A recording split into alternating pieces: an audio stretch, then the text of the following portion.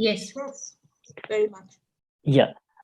Good afternoon, everybody, and welcome to the fourth webinar in the series of eight webinars on Amrit Grand Challenge, Jancare Reimagining Healthcare Delivery Touching a Billion Lives.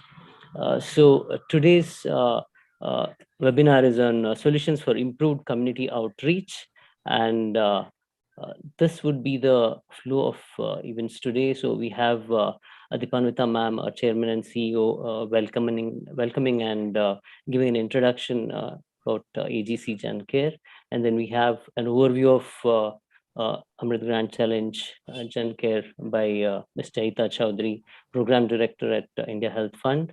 And then we have two expert speakers talking on one on transforming community outreach and access through technological innovation by Dr. Nachiket Moore, Commissioner of the Lancet Commission on Reimagining Healthcare in India.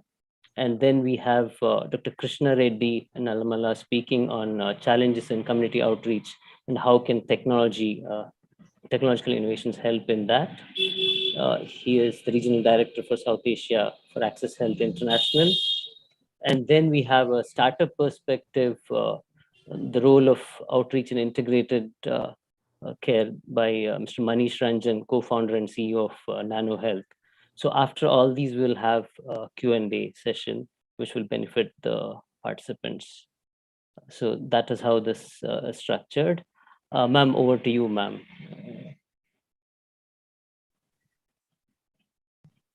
Thank you, Mr. Krishna. So this is Dipanita. I will just ITT share your presentation, ma'am. Sure. So, I have to tell you why we are doing this Grand Challenge. It's called Amrit Grand Challenge because of the 75 years of celebration that's happening, celebration of 75 years of independence that's happening. But it's very important to see why BIRAC and all the partners came together to launch the challenge, the Grand Challenge.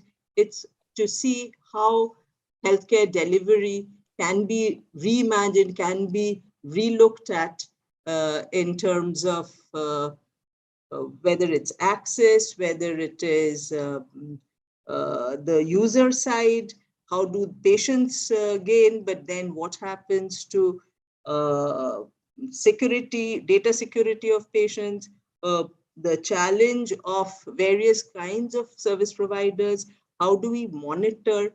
So there's a whole lot of issues that digital health delivery would bring in, and how do we provide new solutions to the old problems, but to be able to really move healthcare delivery to the next level. Of course, we know that the pandemic has led us to a situation where people have already learned how to use digital tools, digital means. Wherever access is there, I'm not saying that we have the entire country has digital access. So how do we actually provide healthcare? Next slide, please. Sri Krishna, if you could go to the next slide, please. Yeah, thank you. The Amrit Grand Challenge is about looking at solutions at different levels. You're talking of very early stage ideas. BIRAC and the partners are providing a very small grant of 10 lakhs just to see your ideation and testing of the new solution. We are expecting to select 13 validation stage technologies, a pre-commercialization stage, but the POC is ready, at least the minimum viable product is ready. And how do you really do the product validation in healthcare settings? There's a small funding for that. It will be equity-linked funding, and we expect more funding to come in as we go ahead. And then we would look at 2 deployment stage technologies and will help in multicentric product deployment. So this will also be an equity-linked investment. So what we are looking at is ideas. These ideas could be taken at a later stage, depending on the availability of funds and the solution. We could deploy more funding to it. It could be equity-linked for validation and pushing it then for deployment. So this is the first stage of the 75 innovations that we are going to select. You have to remember that application closes on 31st of March. So please look at the BIRAC website. The application form is online and is on BIRAC website. And after that, there's 3 months of review and selection process. And in August, the results will be announced. Next slide, please.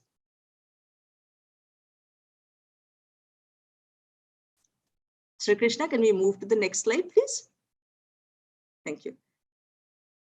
So when we are talking of healthcare delivery at the national level, all of you are already familiar with the National Digital Health Mission ecosystem. But I thought I'll just give an overview of what it is. It is a plan to, with the citizens and patients at the center, to, on the right-hand side, you'll see hospitals, clinics, labs, pharmacies, health tech companies, doctors, all the providers, the TPAs, insurers, other practitioners on one side. And the other side are the policymakers, administrators, and the nonprofits, all the associations that come in.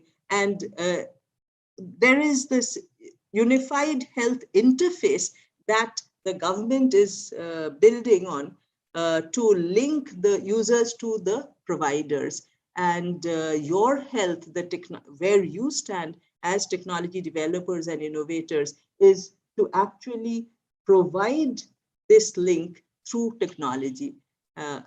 So we really look forward to have you in some part of this, and it'll be great if we can stitch solutions so that a large canvas of healthcare solutions can be prepared. Next slide, please.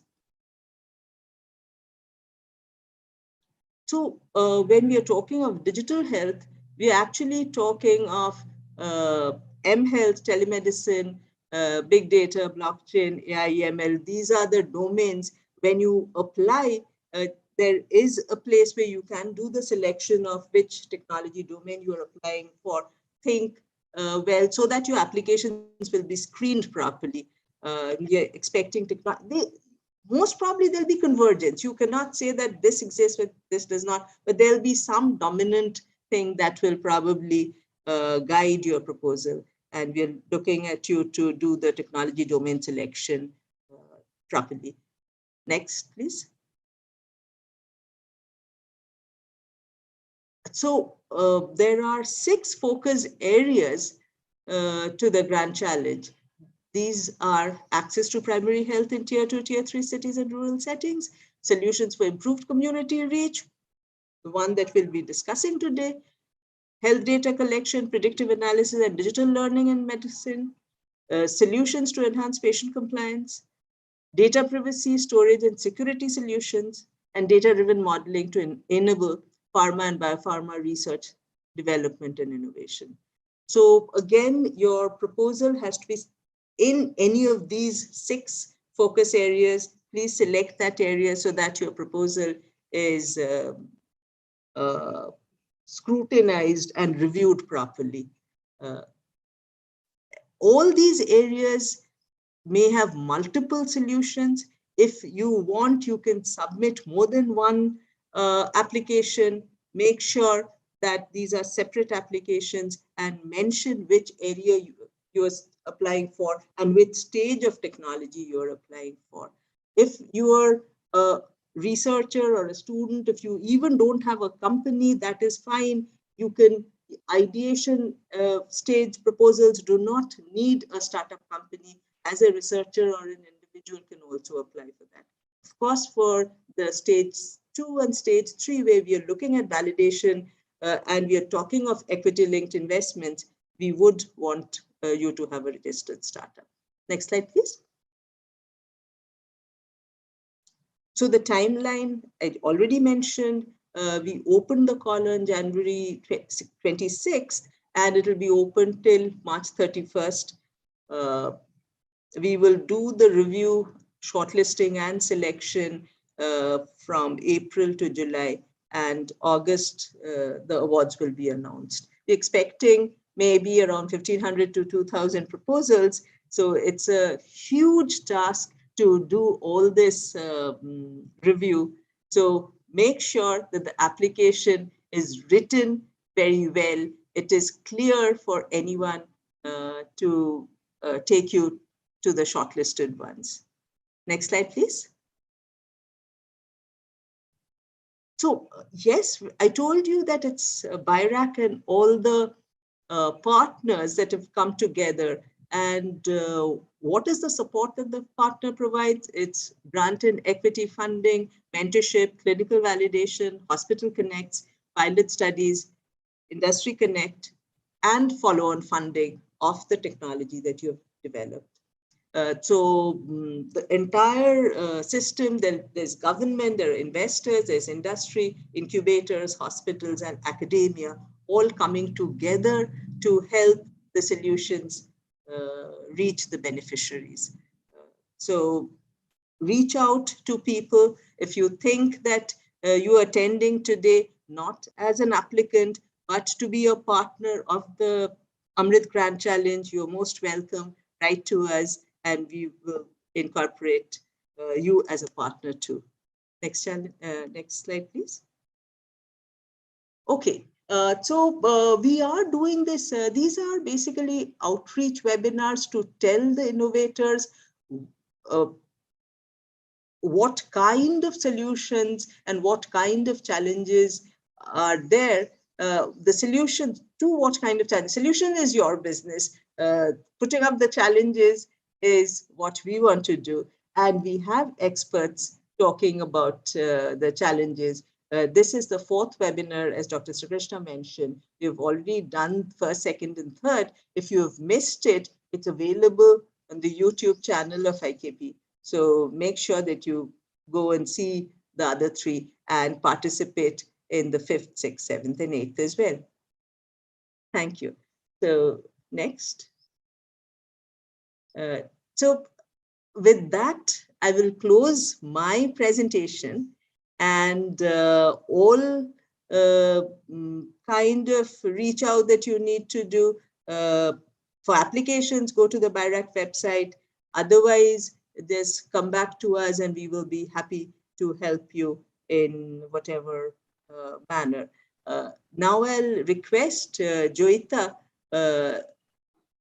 Joyita Chaudhary, to talk about, as a partner, what you are looking at and how we can help the partner, all the innovators. Over to you, Joyita. Thank you, Dr. Deepanita. Thank you to BIRAC and IKP for having India Health Fund in this collaboration on Jan Care Amrit Grant Challenge. The reason why India Health Fund joined hands with BIRAC and IKP and all other partners in this Amrit Grant Challenge was basically that we saw an opportunity of collaboration come right at the right time, while we as an organization were also beginning to embark on digital health, not because it is fashionable today and it's a buzzword, but we do see strongly technology as an enabler, and we do see that it can be leveraged for improving health outcomes in a big way. And today I'm representing India Health Fund, which has been set up by Tata Trusts around 5 years back. We have existed since then, and what we have been doing is basically supporting product and process innovations, both from the biotechnology side and digital and AI-based solutions, both product and process innovations. And we felt that there is a great synergy in terms of India Health Fund's mandate and this Amrit Gen Care challenge on Gen Care, which is mainly focused on reimagining healthcare delivery with a focus on primary healthcare. I think that is what brought us to this, in this consortium. And we felt very strongly that what we could do just by ourselves and compared to what we could do by joining hands is obviously very, very, open for everyone to understand. The power of collective philanthropy, the power of collective action is altogether an experience that we have all learned from the past, basically. So that is the reason why we joined hands, because we did see synergy with India Health Fund's mandate and also the mandate of this Jan Care Amrit challenge. And very critically, it's important to mention that while Jan Care is, the whole challenge is focused on overall healthcare delivery with a focus on primary healthcare, and which is what India Health Fund also focuses on. But our focus has been pretty much on infectious diseases, like the neglected infectious diseases, like tuberculosis, dengue, malaria, many other such diseases which have been neglected, and market failed quite a bit, and we know that there are so many examples. So that is one value we thought we could bring to this particular grand challenge, which is not on only non-communicable diseases or communicable diseases, but to look at a broader horizon of health issues. That's something we thought we would bring to the table. And we also thought that India Health Fund could also bring the experience and expertise from us having run various challenges and calls over the last 4 years, and we have been supporting the startups, and that's what we thought, that we have some learnings from there, and we could come in and bring that experience and extend that ecosystem that we have to this big grand challenge that is being organized on reimagining healthcare. So what IHF India Health Fund brings basically is our understanding and learning from infectious disease space.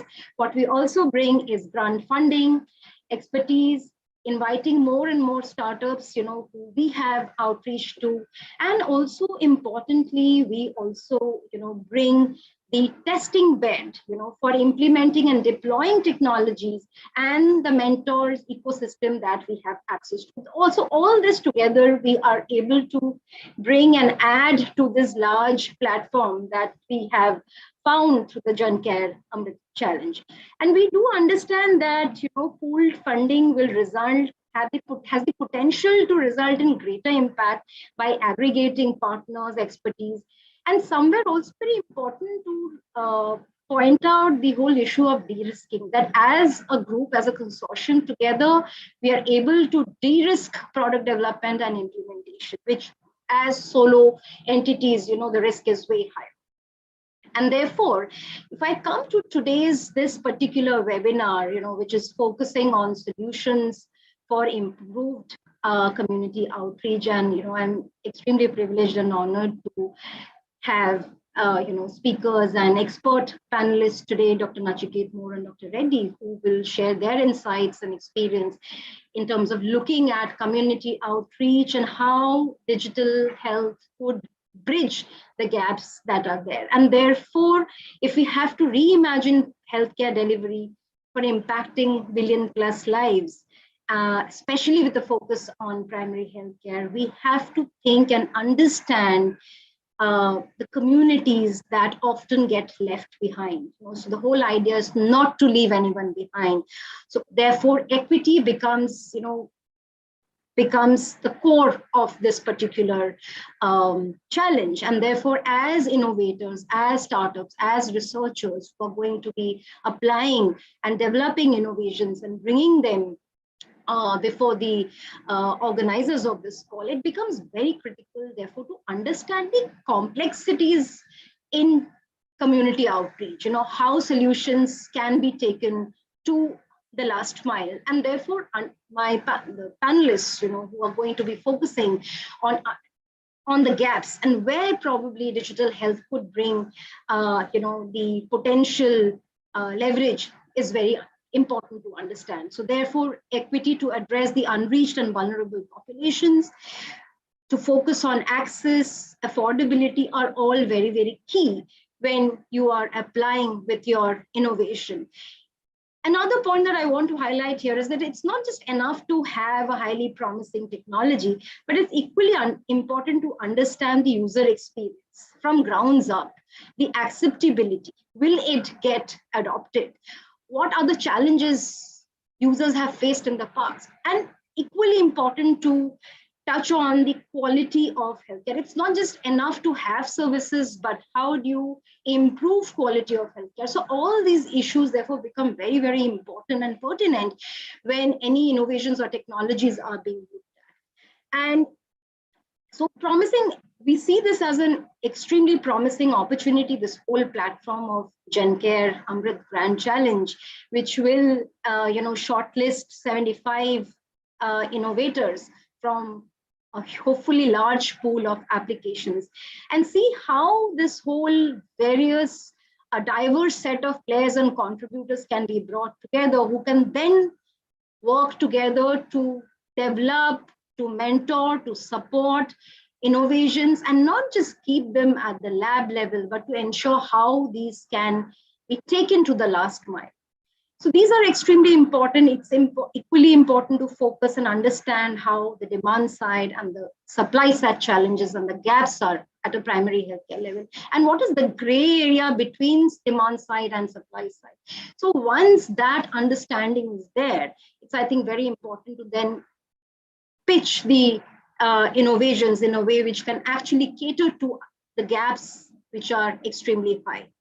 So again, it is equally important to remember the complexities around deployment, infrastructure, context-specific need of primary healthcare at rural areas, in the remote areas, and also primary healthcare in urban areas, capabilities around adoption and scale and price point. So these all become very, very critical when we are talking about this entire GenCare challenge. And I think the success of the challenge will not just be in selecting 75, but to ensure how a diverse set of players can work together to ensure that these innovations are able to reach the last mile. So I am not going to speak anymore, but yes, I would just like to end by saying that don't miss the deadline, understand the need and the requirement, talk to as many people as possible who have expertise, connect with those who are at the front line. Do not forget them. They are the ones who are dealing with challenges day in and day out.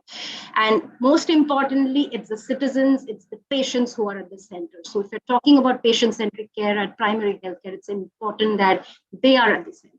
So I think I'm going to stop there and wish you all, all the best to apply. And I think my next two panelists are going to speak and share their insights with all of you, which is going to help you for sure. Thank you. Thank you, Seta. Thank you very much for that.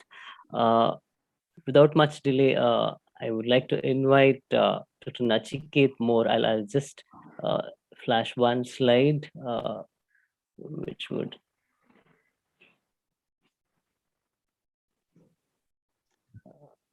be a brief introduction of his. I'm actually privileged to introduce Dr. Nachiket More. He's a trained economist, and he currently works on design of national and regional health systems. He's a visiting scientist at the Banyan Academy of Leadership in Mental Health, and he's also a senior research fellow at the Center for Information Technology and Public Policy at IIIT Bangalore.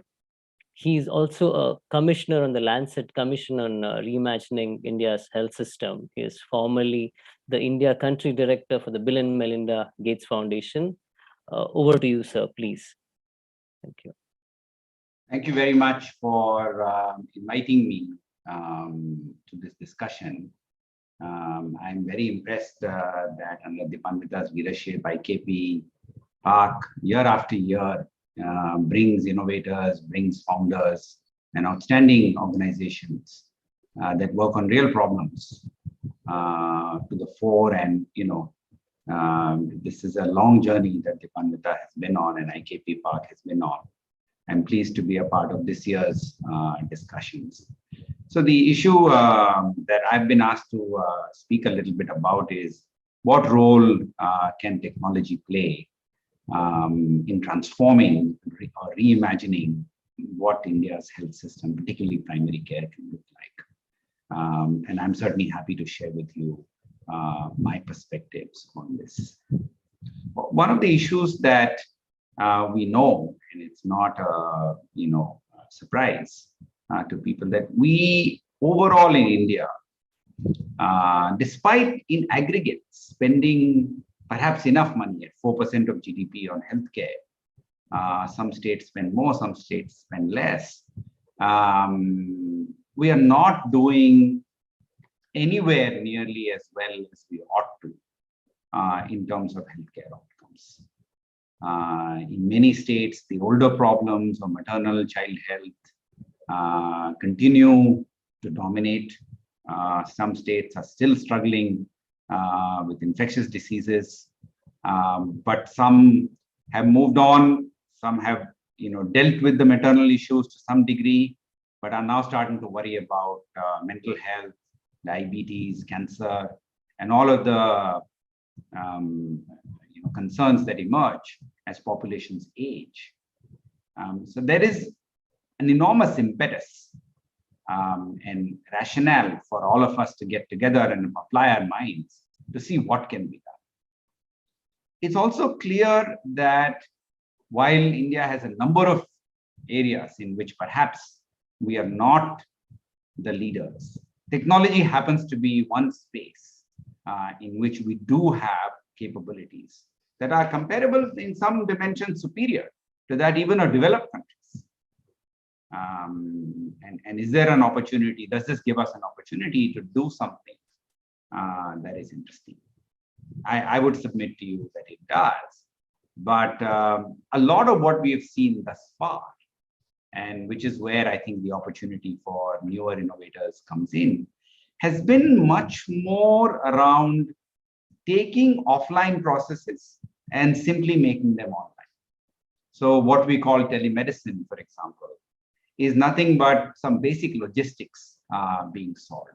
If any of you participate in a telemedicine conversation or telehealth conversation, you can well imagine that being done 25 years ago. In fact, one of my papers, I have a drawing from 1932 in which exactly the same thing is going on, except a television set is being used to do that discussion and a telephone line.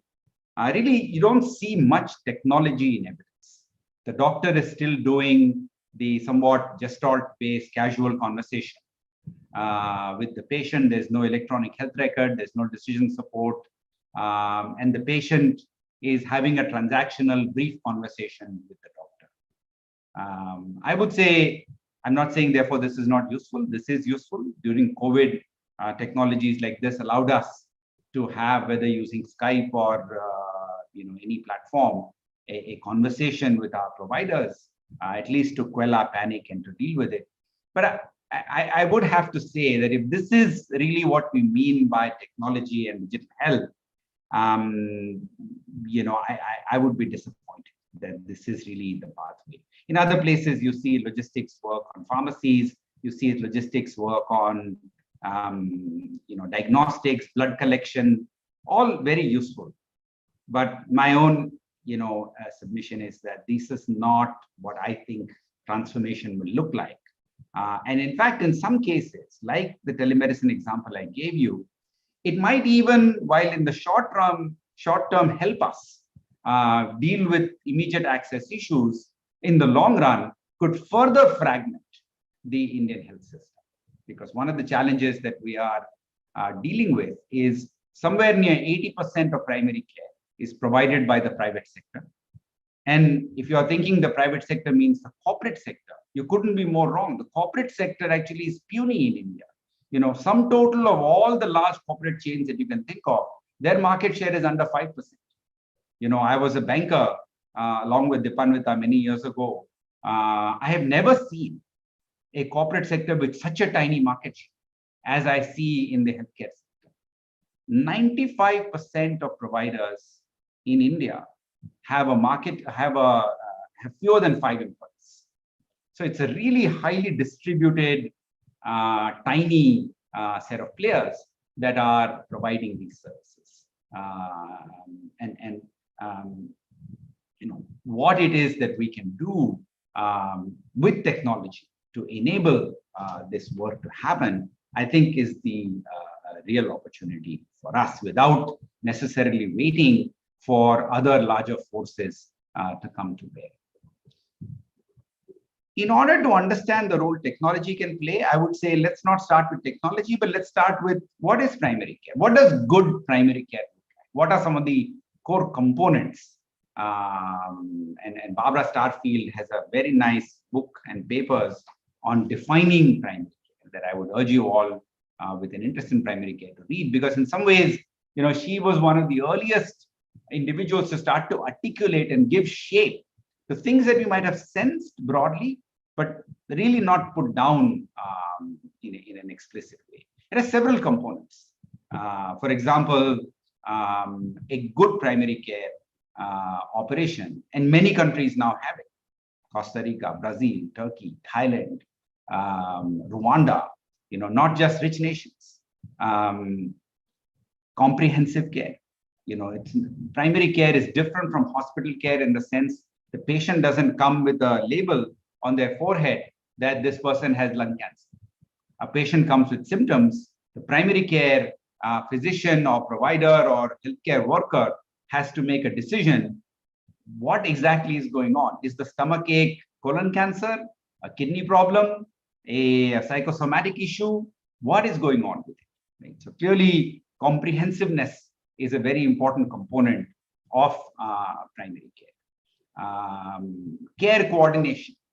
Once I have identified you as a person that needs attention, I do what I can.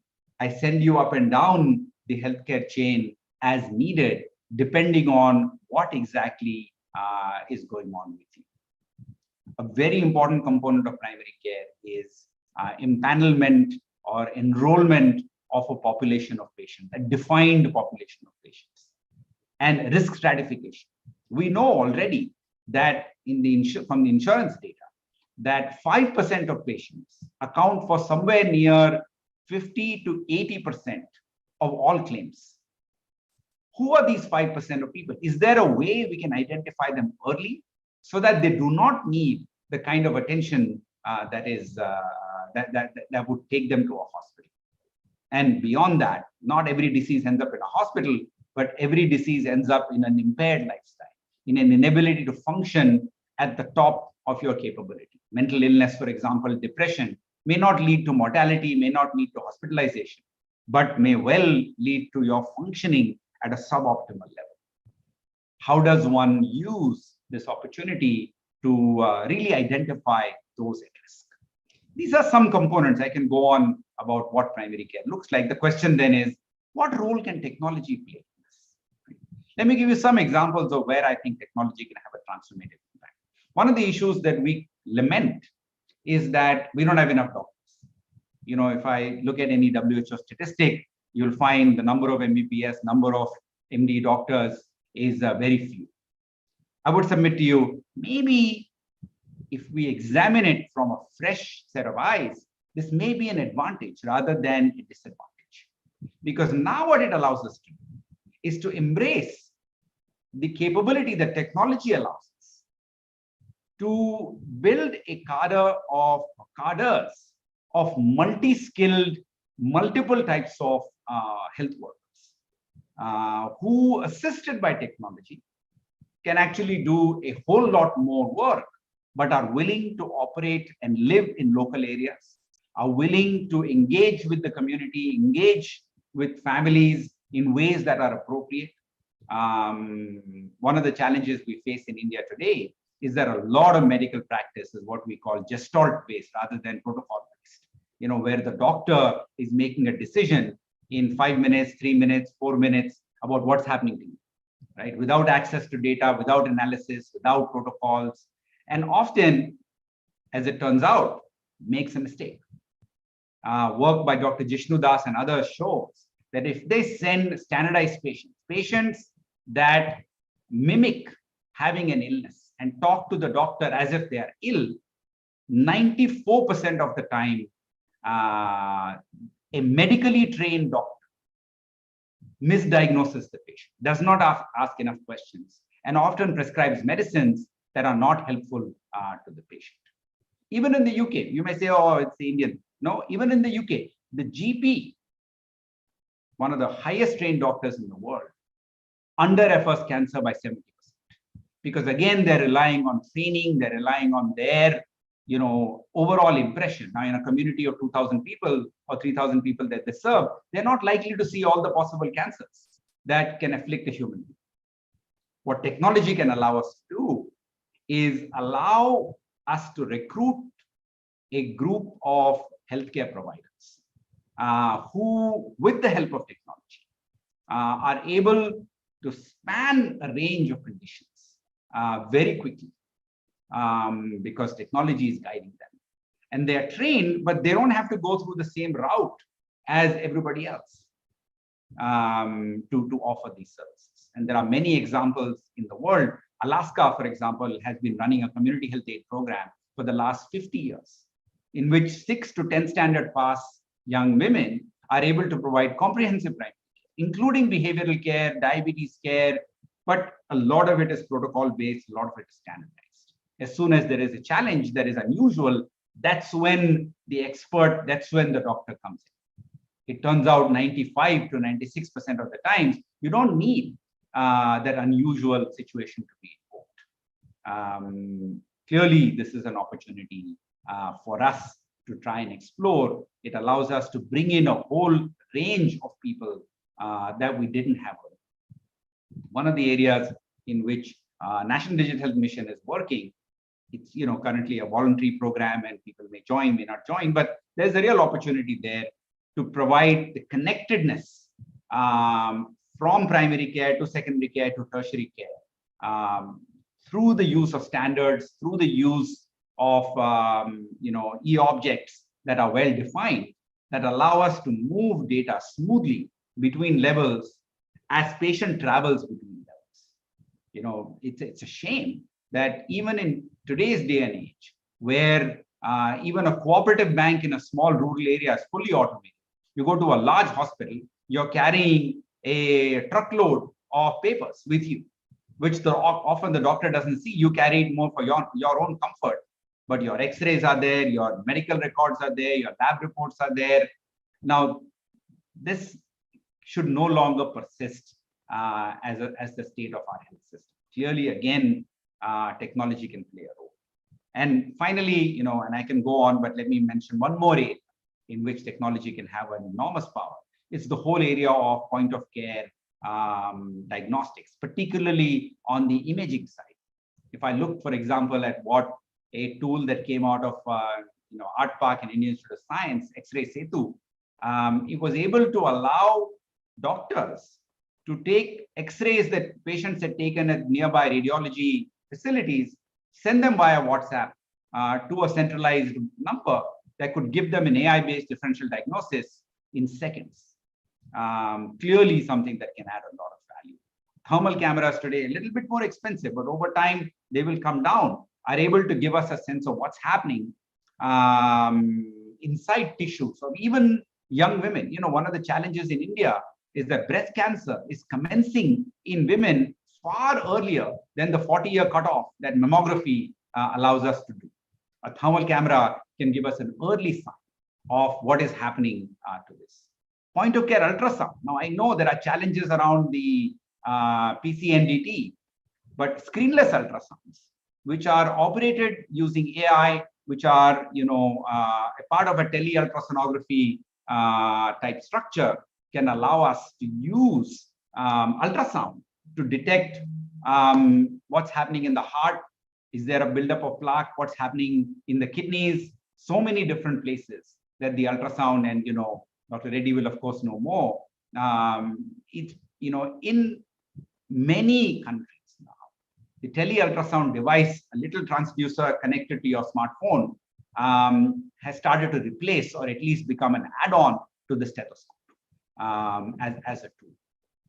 So clearly there are a number of ways in which I can imagine a primary care center in a village equipped with all of this technology, with personnel, a family health team there that is trained to use this technology and to do outreach to 1,000, 5,000, 3,000 individuals, and to comprehensively serve them, not for just this disease or that disease, but in a full range of services. It needs a lot of innovation. Many of the ideas that I mentioned are still ideas. Thermal cameras are too expensive. Point of care ultrasound, we still have to figure out the AI. There are many pieces that need work. And I'm very hopeful that innovators that are listening into this, others that I'm sure the IKP team will reach out to over time. Dipanvita mentioned 1,500 applicants. I'm just amazed at the kind of people that apply, the kind of people that express an interest. I hope that many of these innovators will go deeper into these questions and not simply have a logistics play or have a customer play or start sending, Diwali discounts for, a CBC result. I'm not going to tell you that's entirely useless, but I would say this is not the transformation and the reimagination that I think technology should enable. So I'll stop here. Thank you once again for inviting me to join this discussion, Dipanvita. I'm very pleased to be able to talk to all of you. Thank you, Nachiket. Before Sri Krishna calls Dr. Reddy, there were two questions. One was Jishnu Das's paper that you referred to. Somebody wanted to know the reference. And there was another paper in the start of your talk you mentioned. The references, either you can create now for everyone or we can take it later, you can send me. The questions for everyone will come later. Gauri, you can come later. We will discuss all the questions at a later point. Sorry, Nachiket. No, I will be happy to share those links. Jishnu Das has actually been working on it for the last 20 years. There's a whole body of work he has built up in this area. So I'll find the right paper so that, it's easy to see. And at the next meeting, Dipanvita, you can invite him. He's very accessible, it's a very easy person to talk to, and very eager to collaborate with solution-oriented people, not just to point out problems, but to see what can be done to address them. Okay, thanks. We'll take the rest of the questions later. Let's hear Dr. Krishna Reddy. Sri Krishna, to you. Thanks, ma'am. And thank you very much, sir, for that great talk on, you did a critical analysis of the primary healthcare system. Thank you very much for that. Without much delay, I would like to invite Dr. Krishna Reddy, and I'll just share one slide on him, and then I'll hand it over to you, sir. So Dr. Krishna Reddy is a distinguished cardiologist and a health systems expert. He's internationally known as a pioneer in comprehensive primary care, digital health, and integrated care. He's worked as a country director for Access Health India and is currently the regional director for South Asia for Access Health International. He was the former director and vice chairman of Care Hospitals. He co-founded Care Hospital in 1997, which started as a single hospital and grew into 14 hospitals serving 5 cities across 6 states in India. So over to you, sir. Yeah, thanks, Sri Krishna. Thanks, Dipanvita, for this opportunity actually to present the challenges of reaching to the community. Can I share the slides from my side? Yes, sir, please.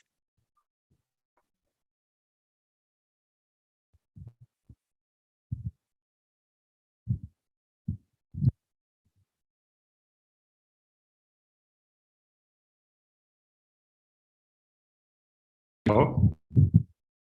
Hello? Yes, sir, we can we can hear you, sir, now. Yeah, sorry for, I think, some gap here.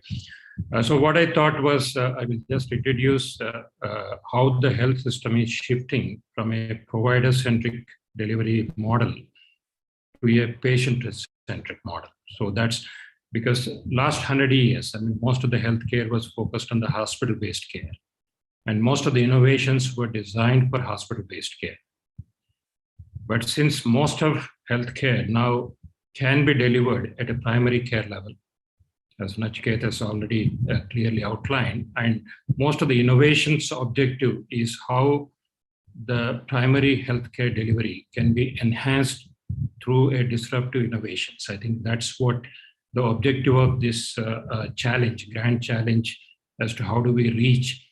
So the continuity of care, I think since the episodic care, we have moved to lifelong care. I think everyone understands from episodic infections, febrile illnesses, the diarrheal illnesses. Now, most of our healthcare needs are lifetime because of the lifestyle changes. Having said that, unless there is a continuity of care, so that means the innovations that can integrate the entire fragmented health system, because the patient, when they go across the fragmented health system, from an informal provider to a formal provider, from primary healthcare doctor to a hospital-based care, but how do we integrate this care so that there is a efficiency and effectiveness of the care delivered? So any innovation, I think, should address this challenge in terms of the continuity of care.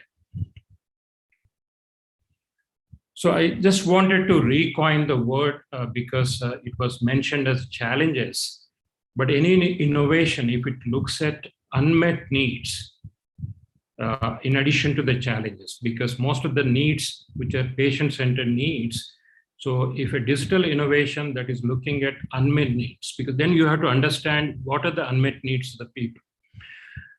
So I just outlined the pyramid shape of the needs, healthcare needs. I mean, because now people, earlier it used to be only the curative care. I mean, I suffer something and then I access healthcare, I access a consultation or a diagnosis or a treatment. But more and more, I think the healthcare is shifting to the promotive care, the health promotion.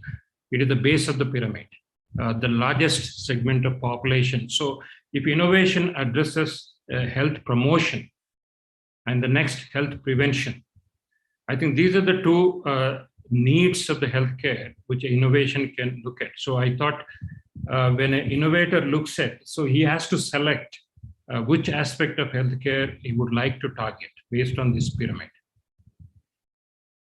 Then the second element to understand the innovation is which disease burden this innovation is trying to address. Is it all diseases from a patient-centric perspective, or some of the innovations may target a specific disease burden?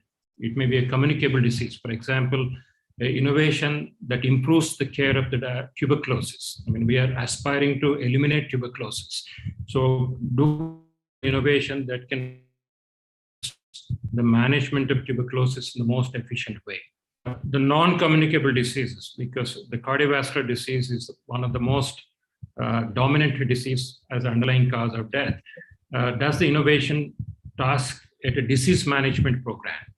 Because innovation can be at a transaction level, the innovation can be at a programmatic level. So the innovator should be clear what actually they're targeting and which segment of the disease burden that they target. In fact, increasingly the disease burden, especially at the community level, need to address the mental health and the elder care. I think this is the emerging disease burden, mental health, nearly 14% of the population. So it's a huge population that innovation can address.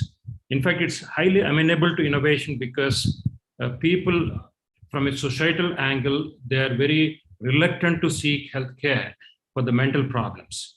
Whereas a remote healthcare delivered through applications will be very amenable for the mental health. So I'm just crystallizing the innovators where to target, because depending upon their aptitude, depending upon the felt need, depending upon the market size, what type of innovation they can address.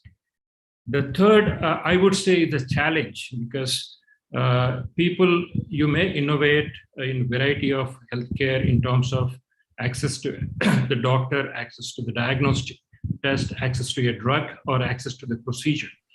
So are we addressing the innovation in terms of access? Is it improving the access to healthcare, especially the emergency access?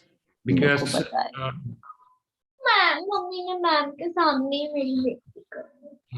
I think some disturbance is there. Somebody might have. Kindly requesting everyone else to mute, please. Mute your. So you may continue, sir. Yeah, thanks. So some of the innovations should look at these elements, which I call the challenges of outreach. For example, I mean, people have access to the doctors. I mean, it may be informal doctor or a formal doctor, the competent doctor or a not a competent doctor. But what is more important is accessing in an emergency situation. How do patients know that it's an emergency? If somebody has a chest pain, does the patient know that it is an emergency? Somebody has a chest pain, does the patient know that it is an emergency?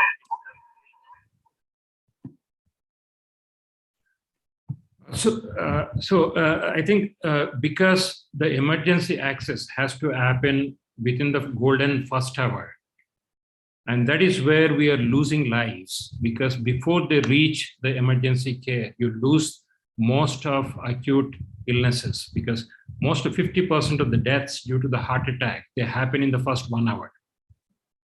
Most of the deaths due to polytrauma happen in the first 1 hour. So that so-called golden 1 hour.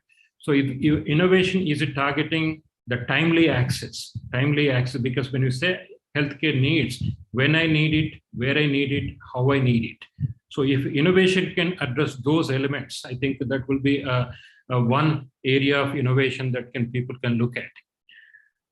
While most of the technology innovations, I mean, are becoming increasingly unaffordable because of the monies invested into researching innovations.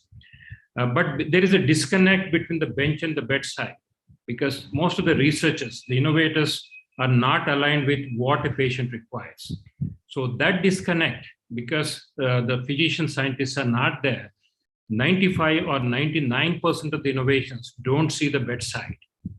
Whereas the cost of innovation of these 99%, which does not see the bedside, gets loaded onto that 1% innovation, is the bedside. So now people have to innovate in terms of affordability of a technology innovation. And thirdly, while people are having the access to healthcare now, I think if I want to reach a cardiologist, if I want to reach a physician, people are able to reach. In fact, unlike in the West, despite lack of manpower in India, our waiting times are much shorter compared to the West. But are they getting the same quality? Are they getting the right quality of care? I think that is where another level of innovation, which Nachiket has alluded to in terms of democratizing the cognitive skills of a physician. I mean, an excellent physician and a mediocre physician, there is a huge gap. And the outcomes are reflected by this huge gap in the diagnostic skills, the management. Whereas the technology has now ability to democratize that. That means through the clinical decision support systems, you will be able to achieve that uniformity of care. So I think that is quality is another thing that we can look at. And I think the word has been already alluded to. The whole grand challenge is looking at how do we ensure that these innovations are accessible and available to everybody in an equitable fashion. So this is, I think, the third dimension I just wanted to mention. I just will go through, because already the technology is addressing some of these needs. So you have improved the access to the doctors. I mean, Nachiket has mentioned the telemedicine. So you can reach out the doctor 24/7, whatever doctor that you want. So that ability now the technology permits in terms of the searching a right doctor, who is the nearest doctor, and where to go. Similarly, you have the diagnostic delivered at home and the drugs delivered at home. So the technology is enabling this outreach in terms of the tremendous innovation that happened in the last few years. Similarly, you have exploding applications. I think there are millions of applications into the wellness system in terms of the nutrition advice, in terms of the physical activity advice, in terms of the yoga teaching. But what is more important, the space of innovation is not just information on nutrition, not just information on the physical fitness, not just information on the good habits, but the greatest challenge of this promotion is the behavioral sciences. How do you actually influence a person to change their lifestyle? It is not just enough to know, everybody knows what is good diet. Everybody knows that they have to exercise. But what is the innovative challenge is how do we actually influence the behavior of the people to promote health, to change the lifestyle? I think so. This is the challenge I think the people can take up. And third is in terms of disease management, because the commonest diseases, the hypertension, the diabetes. If you manage these two diseases, you can prevent most of the non-communicable diseases. And they constitute virtually 10 to 20% of the population. And most of these simple diseases can be easily managed by themselves, patient themselves, or the family, or the frontline health workers. So if you empower the patient, if you empower the family member, if you empower the ASHA worker, you can manage most of these chronic diseases without being required to go to a clinic or without being required to go to a hospital. So I think these are the innovations which are already happening. And the fourth innovation, I think, while we always talk of healthcare needs, there is a equally emphasis on the health financing needs, because most of the healthcare needs are met by how people are able to finance it. And with disruption in the fintech solutions, I think with the digital economy exploding, so there is a lot of scope to innovate in terms of how do you finance the patients to meet their healthcare needs, because despite universal health coverage, it is still many years ahead. But until that time, how do we actually finance people, their consumer health needs? So this is another innovative space. I think a lot of explosion is happening in this innovative space, and people can look at, if I can access a simple loan to meet my health needs without going to a middleman who charges 36% interest per annum. So I think if you are able to finance your car, you are able to finance your mobile, you are able to finance your TV, why can't you finance your healthcare needs while you get financial protection through health insurance, whether it's public health insurance or the private health insurance? And lastly, I think what is more important is the clinical decision support system. While this clinical decision support innovation is talked about only at a clinician level, but now it can be also provided to the patients, it can be provided to the frontline health workers, the mid-level nurses who are being staffed in the health and wellness clinics. So there is a huge innovation in terms of, it won't take over the decision-making system, but even for a patient, informed decision, because nowadays it is not just the doctor deciding for the patient.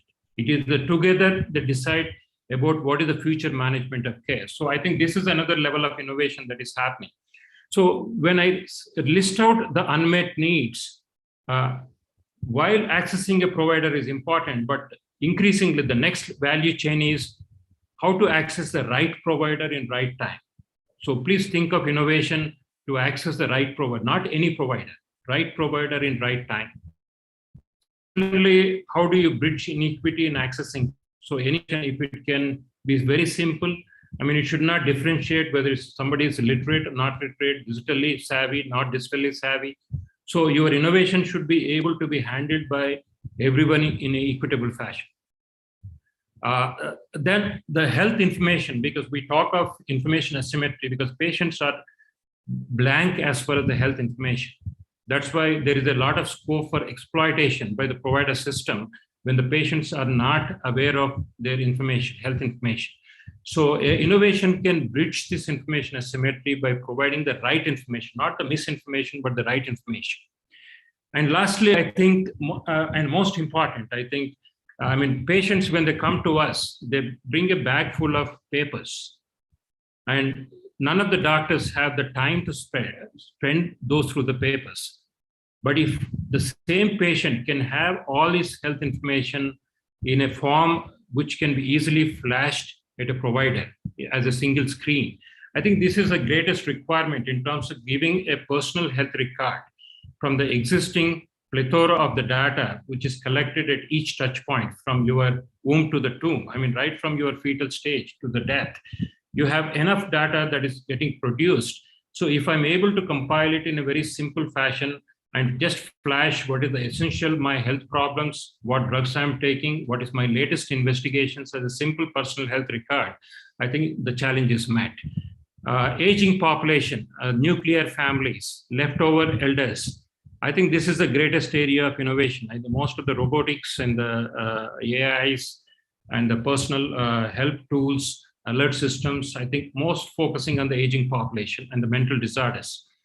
And as the health insurance is growing rapidly in the double digits, but how do the people navigate and exercise their right to get the right care when they're accessing to an empaneled hospital? So yeah, I think list out from a user perspective, from an unmet needs perspective, from the challenge perspective, what are the needs. So I think finally coming to the flip side, I think any innovator, unless they keep in mind the flip side of the technology, their innovation may not see the day of the light. They may not reach the bedside. So one is just like medical drugs, the vaccines and diagnostic tests, there is a rigorous process of validating these medical technologies. So any digital technology that has the potential, inadvertent potential to harm a patient, it has to be validated in a most rigorous fashion. So any innovation, I mean, we are having a lot of wearable devices, bedside monitors, which are unvalidated, not regulated. And I see daily, almost 50% of my patients, the heightened anxiety levels, almost panic reactions because of these bedside monitors. So how do we actually address these inadvertent harm that these technologies can do to the patient? So I think this has to be kept in mind when an innovator designs his innovation. Similarly, the digital illiteracy as another social determinant. So Nachiket was mentioning in terms of the user interface. I think the user experience and the user interface, whether it is an illiterate person, digitally not savvy person, I mean, we are able to see a grocery person able to transact the digital valet selling his groceries. So that type of user interface is most essential for innovation to be actually applicable for anybody in the society. And finally, the data security and the privacy concern, unless it is addressed, and it has to be aligned with the national digital health standards. Unless any innovation does not pass through the sandbox of the National Digital Health Mission, may not be integrated across the fragmented health system, because unless it gets integrated, it gets interoperable, and it is portable, none of these innovations will be of use at a mass level. So that is, I think I won't take more time. I just give an example of a patient health record. Suppose, yeah, if I have a doctor prescription or if I have a doctor diagnosis, can the natural language processing just scan that and give me a data in a standardized, interoperable digital data, which can be flashed as my diagnostic list in a single screen? Similarly, if I have my prescription by a doctor, which is not legible by anybody, but can a technology can solve that ineligible prescription to be made legible so that there are no medication errors. And also it comes into my medical record as my current, because I have 5 prescriptions. And if there is a drug-to-drug interaction, can a technology help me, that alert me that there is unnecessary drugs? There will be 4 vitamin tablets, a single prescription or multiple prescription. So I think the greatest innovation I can foresee is just converting all this visual data, which is available in the prescriptions, in the diagnostic reports, in the doctor's notes. Can I convert, somebody scan these things and then convert into a simple patient health record so that my doctor does not make mistakes? I can be alerted when there is a drug interaction or drug allergy. So I think currently there is a convergence. There is a bandwidth, last mile connectivity, mobile penetration, internet penetration, your machine learning tools. I think we have reached a convergence of evolving the technology to integrate this entire fragmented outreach health system. So I just summarize that the digital, biomedical, and the biotechnological innovations have the power to address unmet healthcare and health financing needs of people. So I mentioned both healthcare needs, health financing needs, equally important. And innovation should address equitable access to quality goods and services. So it need not be just a good innovation. Even a service level innovation can be done by aggregating various applications on your platform. Unlike other sectors, innovations that impact health have to be rigorously validated for their safety and effectiveness, as we do for drugs and the implants. These are, I think, my summary conclusions with a cautionary note that don't rush into innovation, treat it as a drug, treat it as a device that one of the dictum of medicine is do no harm. So I think that my closing thing, that any innovation should not do harm. It should pass the test. Thanks for this opportunity. I hope I could outline what are the unmet challenges a innovator should look into. And they should interact with the patients, the ASHA workers, the nurses, ANMs, and the doctors. I think to get more ideas, they should go into the field before they get into the bench. Thanks a lot.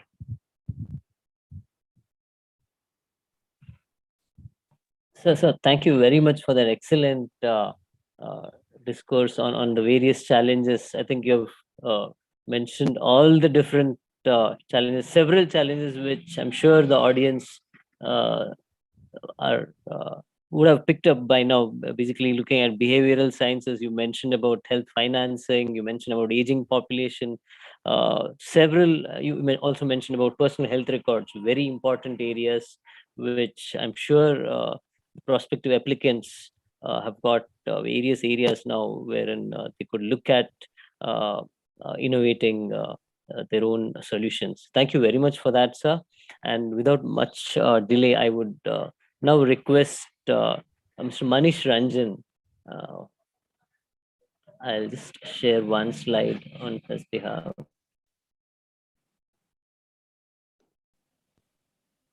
Yeah, so basically, Manish Ranjan is co-founder and CEO of Nano Health, which is an organization providing proactive and continuous care for managing chronic conditions.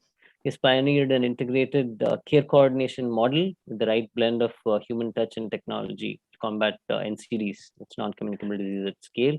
He is an engineer, a BTech from IIT Bombay and an MBA from Indian School of Business.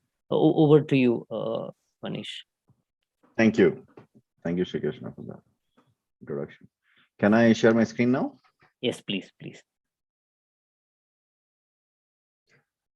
Thank you, Nachiket Morsar and Dr. Krishna Reddy for laying out the foundation of the problems so well. We have been working on basically, this solution on these challenges or unmet need for a while, for last more than 6 years now, and we'll quickly go through how our version or our journey so far, and especially on the community outreach. I'll touch at the end basically what are the main challenges over there, and and what we think may help in solving those challenges. So yeah. The need of the hour is an integrated and comprehensive healthcare, which can lead to better health and ultimately lower utilization and lower mortality. Of course, COVID kind of shaken all of us up and said that, okay, this is the time for it is now. And while we have been working on it for last 6 years. So how we do it is we provide what we call as a proactive health solution, which is done by a better risk profiling at every stage of the journey of the individual patients, and timely follow-up. The other important part is the whole making it all coordinated. We talked about the multiple doctors, multiple providers coming together and solving a problem with the patient. And again, that's again, so be the nurse, be the doctors, be the specialist, and what point, who needs to come in and provide the care that has actually shown to provide a better, huge impact.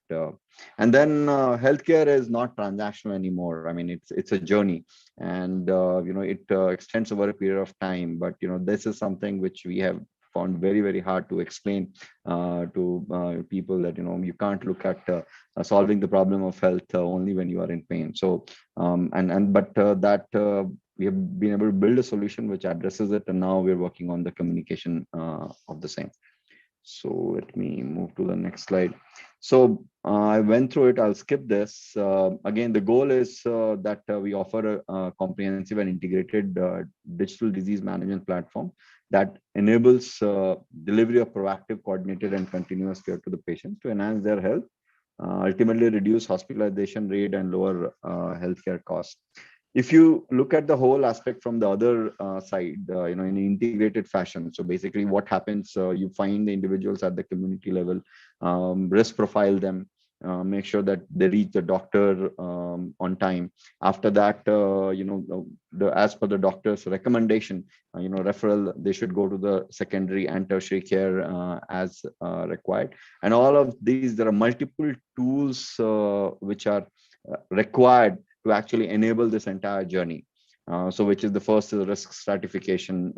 Second is what we call as a recommendation engine, which gives for every activity, it gives an, what should be the next step which should be done.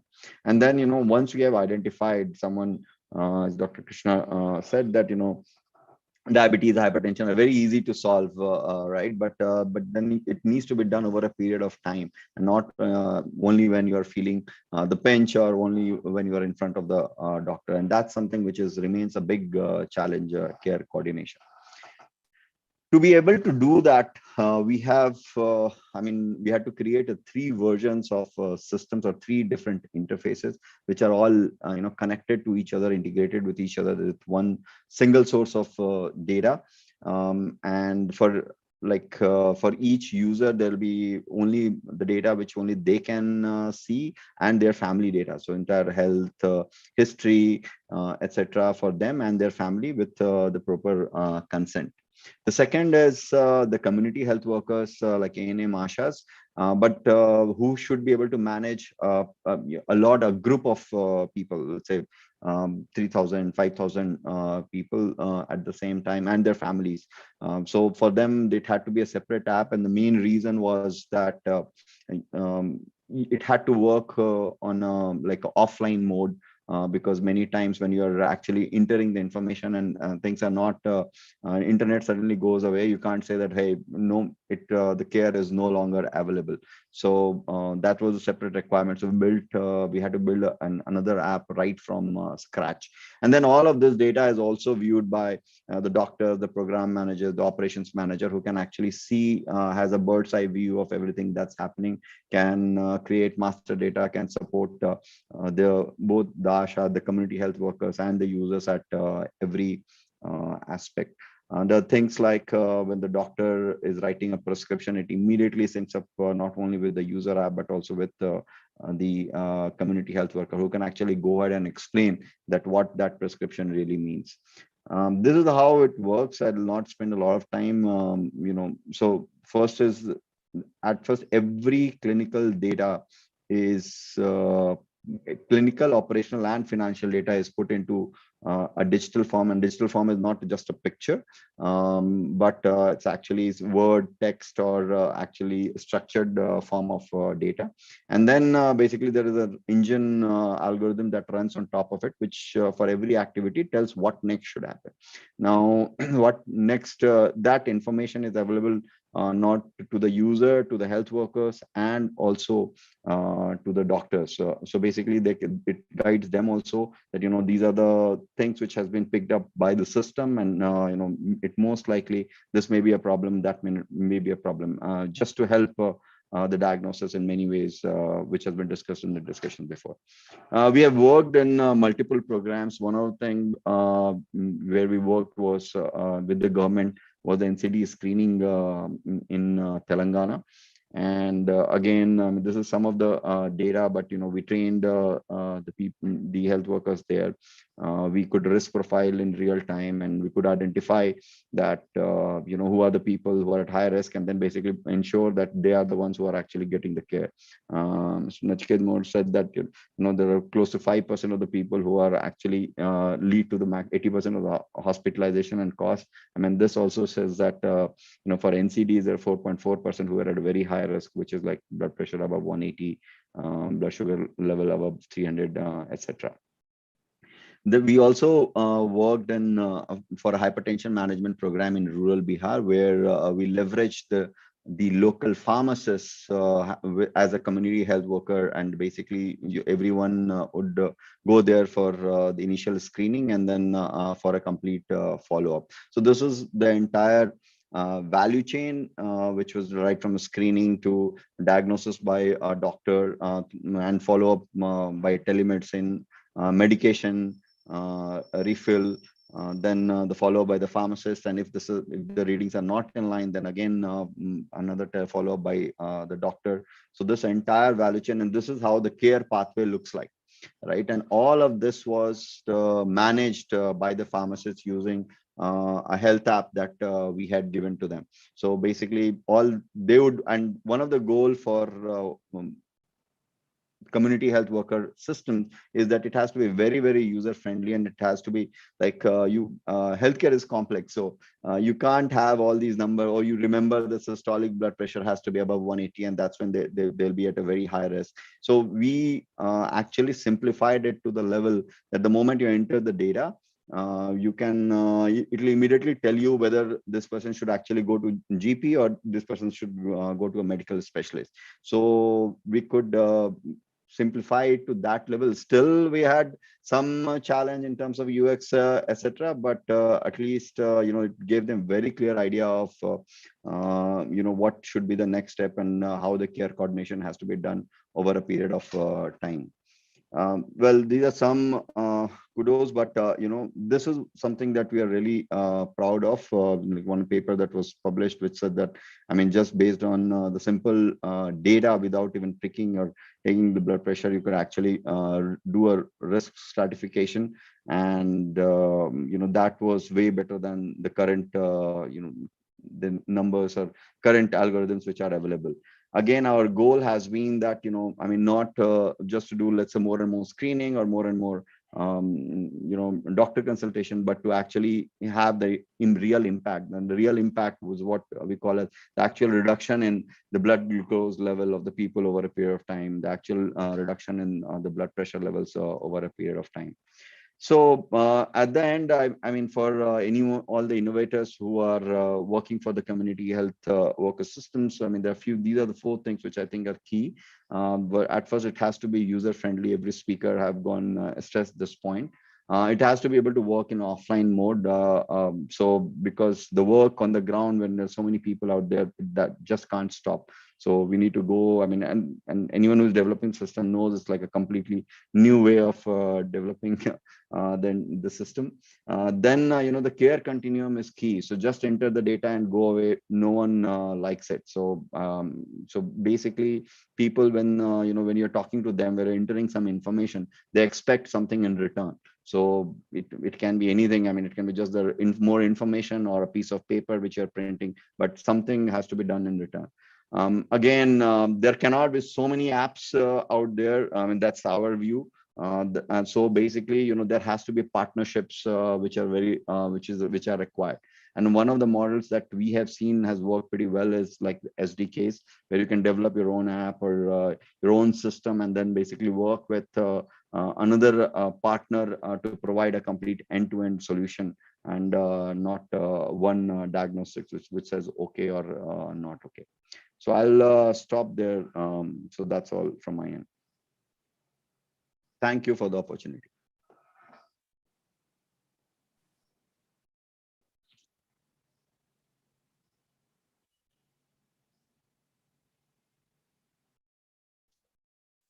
Shri Krishna, you're mute. You're muted, Shri Krishna.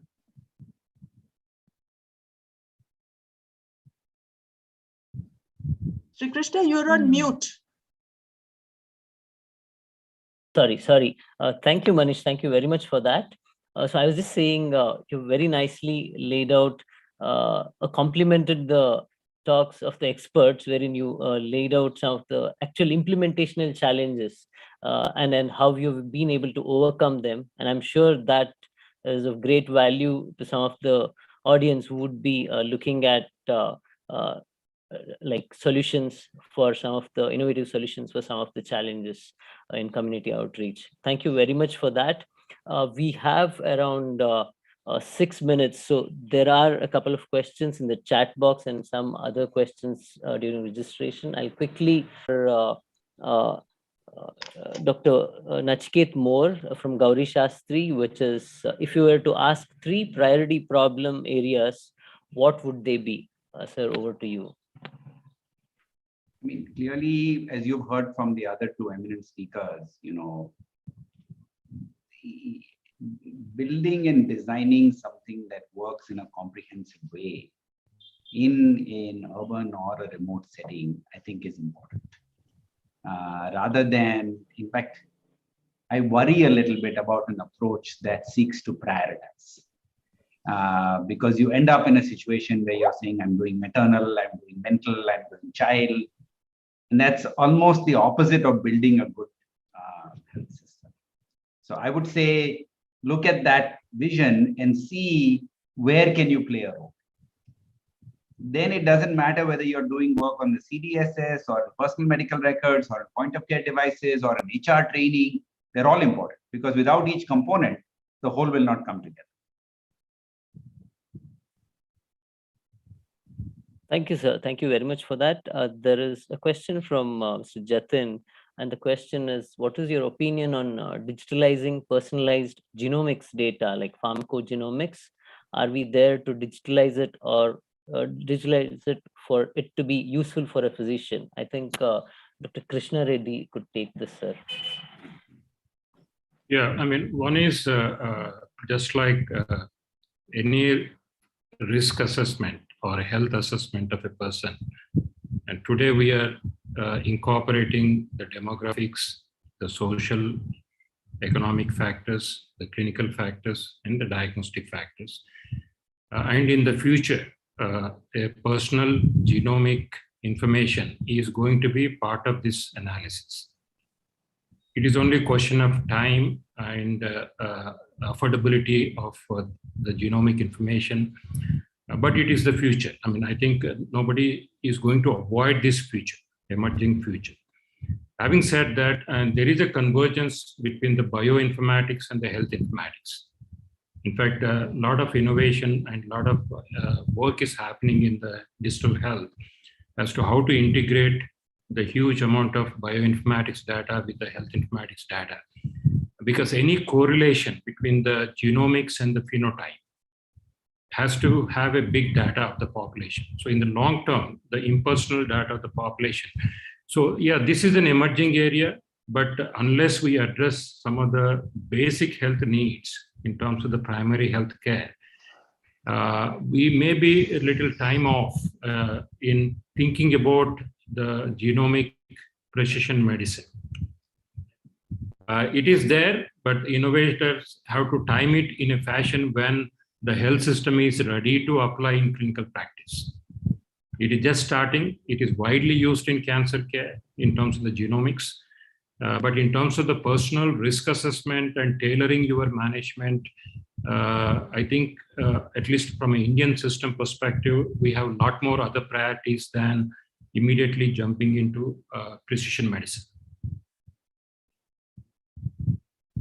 Thank you, sir. Thank you for that. There was another question from Mr. Venugopal, which was what kind of technologies can be developed under patient compliance segment? So I would request Mr. Venugopal to hold on to this question. We have a specific webinar on patient compliance on the 4th of March. So I would request you to hold on to that question and kindly log on to that webinar on the 4th of March, and we will talk more on that. There's one more question from Aarti Birdi. The main challenge for any ML model, machine learning model, is getting the learning data. Do we have any open source or paid sites that give us access to anonymized patient data for new ML models? I think one of the experts could take this question, sir, please. Yeah, I mean, if we have to address that aspect of it, so one is from a health ecosystem perspective, the digital health ecosystem perspective, the laws on privacy of personal data and non-personal data, I think they are actively in the parliament with various committees for approval process, because that is one of the critical steps before we can leverage the large data across the country in an anonymized fashion for machine learning. In fact, the National Digital Health Mission, one of the core objectives, the Unified Health Interface, the core objective is how do we integrate the disparate data which has to be interoperable and standards based. Unless it is standard based, unless it is interoperable, unless it is tagged to a unique health ID, the machine learning will not happen. Or you have to have only a selective population, which is, for example, if the government is having data collection on the NCD screening of the population at a village level. So like in Telangana, virtually 70% of the rural population is already screened, and there is data of 30 million people actually. So that is sufficient. I mean, but we need to address some of those legal issues in terms of privacy and anonymization and non-personal data. I think unless there is a clarity on that, it will be still a long time. We can have registry data. Like for example, I maintain a heart failure registry.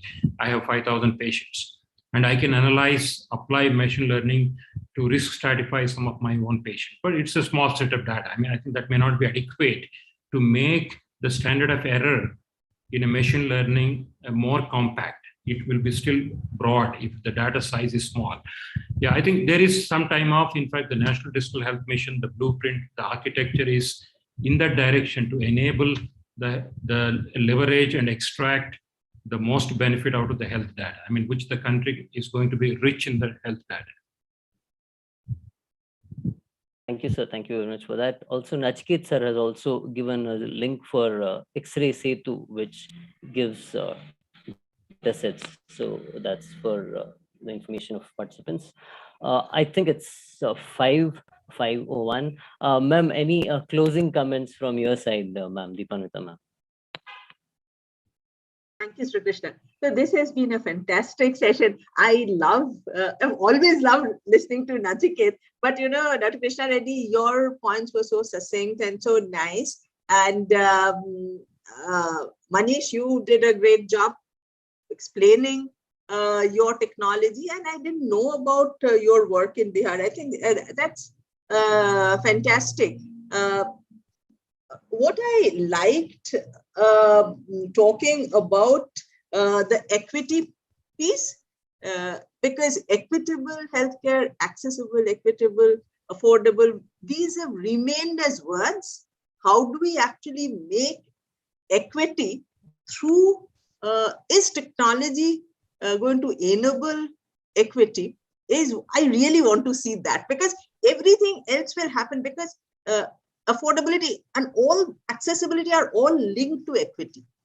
And how do we talk of equity in a manner which empowers people, which make people that they own their place in this world? I think if we can provide the health piece, at least health equity, that will be fantastic. I don't know how much we will achieve through this effort, but the effort has to go on. So I want to thank Dr. Nachiket Moore, Dr. Krishna Reddy, and Manish Ranjan for sharing your insights. We will get back to you whenever we need more discussion on this issue. But for all those who participated, thank you so much. Keep looking at the webinars that we have, patient compliance, as Krishna mentioned. And thank you. Thank you very much. It was a wonderful discussion, and best of luck to everybody. Thank you. Thank you, ma'am, and AKP team. It was excellent. Learned a lot, and yeah, thank you so much.